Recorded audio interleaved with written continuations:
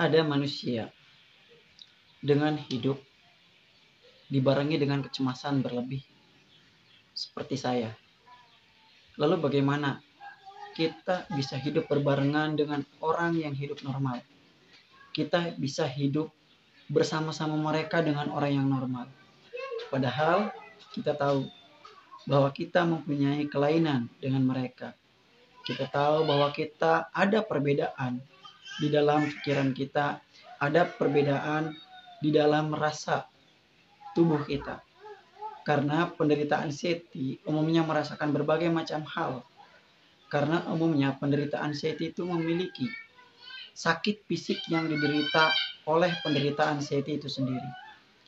Nah, bagaimana kita supaya bisa hidup berbarengan? Bagaimana kita supaya bisa hidup bersama mereka dengan orang-orang yang normal? Ini adalah kajian yang sangat penting untuk teman-teman para penderita anxiety di seluruh Indonesia.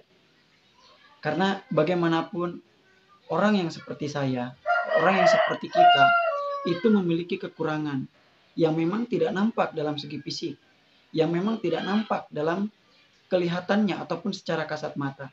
Tetapi mereka mempunyai kekurangan yang ada di dalam pikiran mereka. Kita ataupun saya mempunyai kekurangan di dalam pikiran saya sendiri. Karena apa? Saya resah dengan perasaan saya sendiri. Saya pusing dengan perasaan saya sendiri. Saya berprasangka jelek dengan perasaan saya sendiri. Nah, disinilah kita bagaimana kita belajar untuk hidup bersama mereka yang normal. Bagaimana kita bisa berjalan melangkahkan kaki bersama dengan mereka yang normal. Itu adalah cara ataupun hal yang harus dicari oleh kita. Nah, kenapa kita harus belajar dengan seperti itu? Kenapa kita harus bisa berjalan dengan mereka? Kenapa kita harus bisa berbarengan dengan mereka? Karena memang kita harus bisa berjalan berbarengan dengan mereka. Jika memang kita mau keluar, jika memang kita tidak bisa, maka kita harus berusaha. Disinilah peran penting pikiran kita. Disinilah peran penting keberanian kita untuk bagaimana kita bisa maju. Bagaimana kita bisa melangkahkan kaki kita ke depan untuk bersama-sama dengan mereka. Karena mereka kita bisa sehat. Karena mereka kita bisa kuat. Jangan dekati orang-orang yang memang tidak mau bergabung bersama kita. Yang membuli kita. Kemudian yang lebih istilahnya mengejek kepada kita. Jangan dekati. Justru itu akan lebih membuat kita akan semakin terpuruk. Membuat kita akan jauh lebih lagi berpikiran yang macam-macam. Disinilah peran mereka untuk kita. Bagaimana kita mencari orang yang tepat untuk bergabung bersama mereka. Kita mencari orang yang bagus. Kita mencari orang yang bijak dalam perkataan.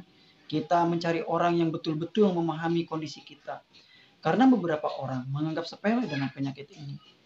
Karena beberapa orang menganggap remeh terhadap penyakit ini. Mungkin mereka belum merasakan. Atau mungkin mereka tidak merasakan dengan apa yang kita rasakan. Saya selaku penderita anxiety paham betul ketika kita berbicara di tempat ramai, ketika kita menghadapi keramaian, ketika kita tidak siap dengan suasana yang baru, itu bagaimana rasanya? Itu bagaimana keadaannya? Bagaimana kita harus menahan sensasi setiap hari? Bagaimana kita harus bisa menjaga emosi kita setiap hari? Itu yang diperlukan. Jadi intinya bagaimana diri kita membangun chemistry dengan mereka, bagaimana kita membangun emosi dengan mereka, biar mereka bisa menjaga perasaan kita dan kita bisa menjaga perasaan mereka. Ya, disinilah peran penting antara kita selaku penderita anxiety dan teman-teman kita yang memang betul-betul paham dengan kondisi kita. Jangan istilahnya punya teman yang lebih mengutamakan menjadikan kita sebagai hiburan, menjadikan mereka kita ini sebagai objek mereka bersenang-senang. Jangan jadikan seperti itu.